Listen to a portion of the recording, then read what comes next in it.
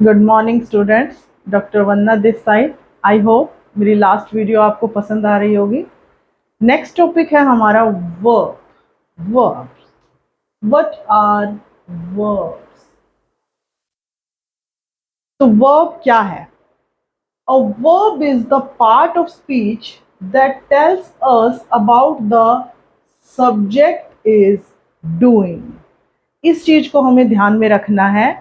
Subject is doing यानी कि subject क्या कर रहा है, वो क्या है?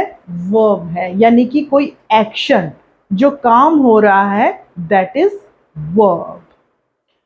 It is a word that express an action, a feeling, a possession और एग्जिस्टेंस। यानी कि सब्जेक्ट के एक्शन को एक्सप्रेस करता है, उसकी फीलिंग को एक्सप्रेस करता है, उसके पोजेशन को और उसकी एग्जिस्टेंस को। जैसे एक्शन, एक्शन जैसे क्या है? स्विम, ठीक है, रीड, राइट, स्पीक, ठीक है। कोई भी जो काम हो रहा है दैट इज एक्शन। तो सब्जेक्ट के एक्शन को शो करे वो हमारी क्या होती हैं? वर्ब्स होती हैं। एक्शन, उसके बाद फीलिंग्स, फीलिंग्स को शो करे, फीलिंग्स जैसे लव, हेट, ठीक है, तो वो भी हमारी क्या है? वर्ब है।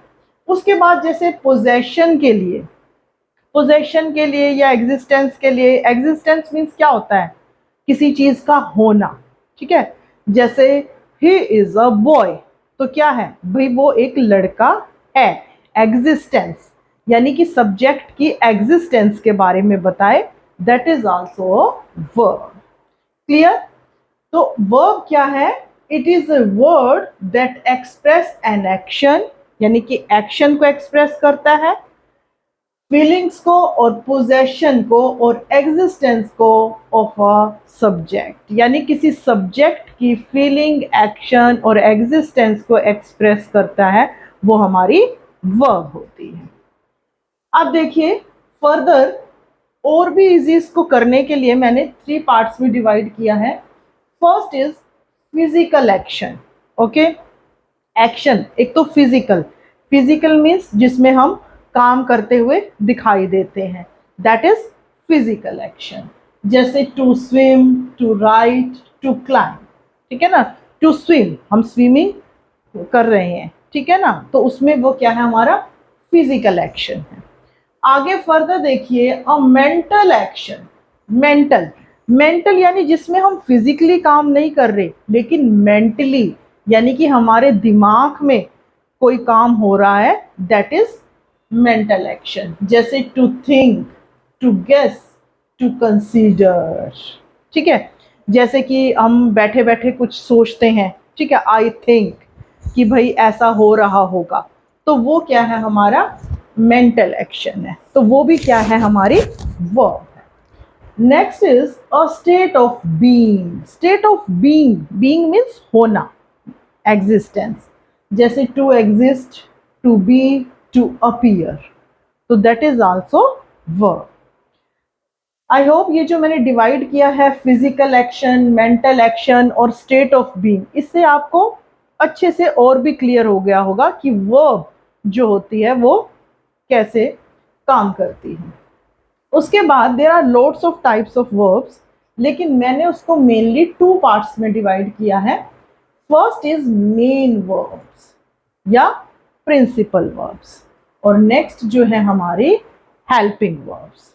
तो मेनली 2 पार्ट्स में डिवाइड करके फर्दर मैंने उसको देखिए, मेन वर्ब्स जो है फर्दर डिवाइडेड है हमारे लिंकिंग वर्ब्स, ट्रांजिटिव और इंट्रांजिटिव वर्ब्स, ठीक है, dynamic and stative verbs, regular और इरेगुलर वर्ब, फिफ्थ फाइनाइट और non finite verbs, and non-finite is further divided into infinitives, gerund or participle. So ये these all are the types of verbs जो हम आगे जाके detail में करेंगे। उसके बाद सेकेंड इज हेल्पिंग वर्ब, ठीक है। अब हेल्पिंग वर्ब को भी 2 पार्ट्स में डिवाइड किया जाता है। फर्स्ट जो है हमारी primary helping verb. Primary, primary में आता है हमारा बी, हैव और डू, ठीक है। जो हेल्पिंग वर्ब है वो भी टू पार्ट्स में है, फर्स्ट प्राइमरी, और इनको हम ऑक्सिलरीज वर्ब्स भी बोलते हैं, और second is modal helping verb. ठीक है, तो ये जो फर्स्ट वन है इसको प्राइमरी ऑक्सिलरी वर्ब्स बोलते हैं, और जो सेकंड है उसको हम क्या बोलते हैं, मोडल ऑक्सिलरी वर्ब्स। तो ये जो हमारा क्या है, टोटल टाइप्स ऑफ वर्ब्स है, जो हम फर्दर वीडियो में डिटेल में करेंगे।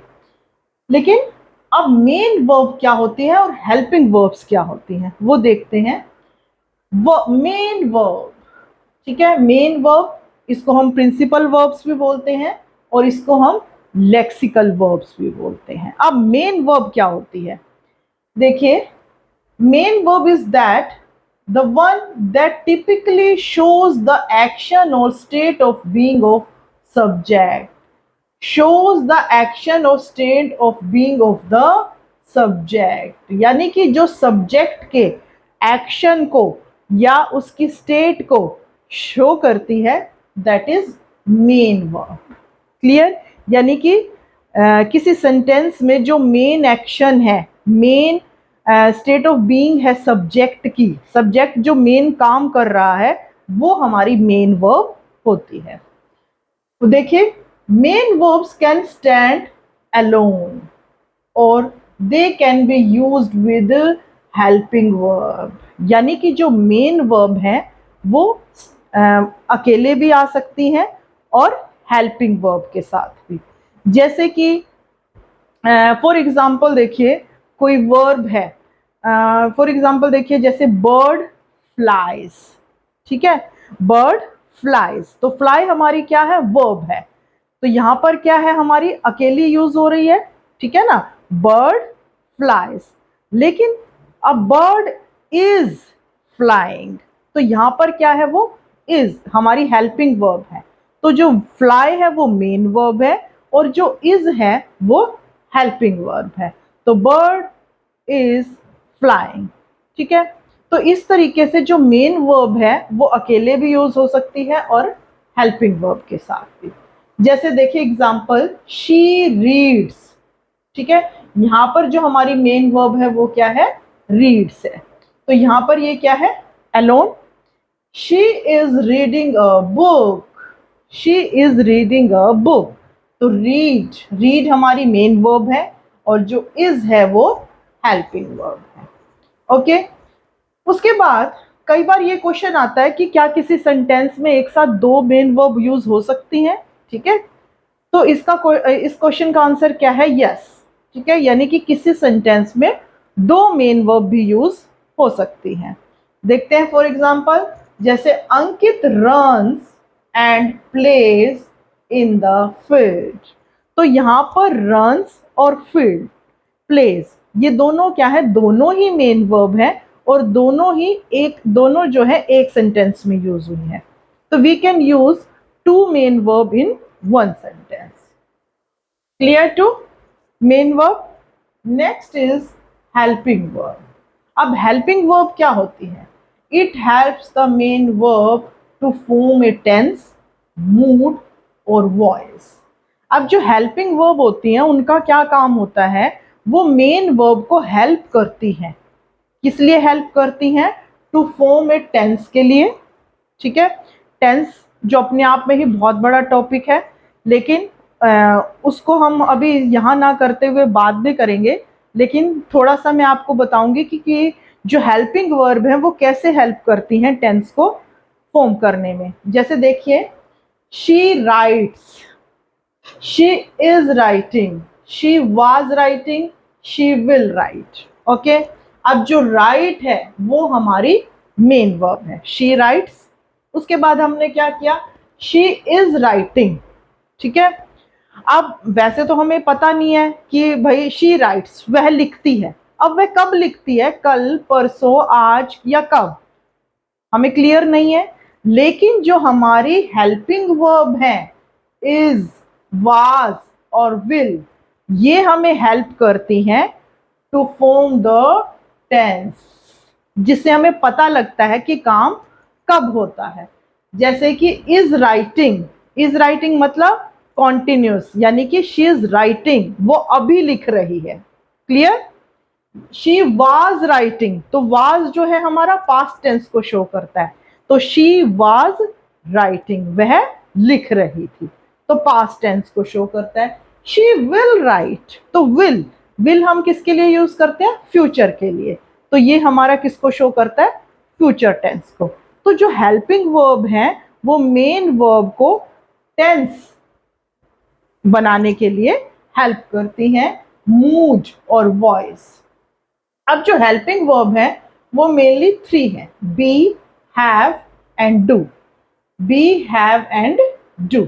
ओके, अब जो बी है वो क्या है? Be is am are, was were.